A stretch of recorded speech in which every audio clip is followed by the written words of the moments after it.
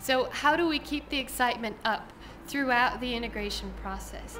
The idea that we've had is a type of continual training, feedback, and community amongst the teachers by using SMS, short messages on a simple telephone. Each week, we'll be giving a weekly challenge, sending this weekly challenge by SMS to all of the teachers and asking them to work on the challenge, either individually or with their colleagues at their schools, and to send back the response. Les questions peuvent être d'ordre technique, pédagogique ou connaissance générale. Il y a combien de caractères dans un SMS?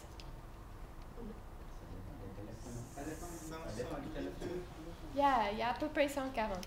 Hein? 140 caractères, 140 lettres. So to follow up with these activities, to look at our starting point, our ending point, and the process in between the two, we're using a system of monitoring and evaluation that uses specific tools like a baseline study with the teachers and an end study. It also uses tools that can be used on a daily basis. Teachers have observation sheets to fill out. They have this weekly challenge that goes back and forth. There are Likert scale surveys that ask them, how do you feel about this and that when you're using technology in your classroom?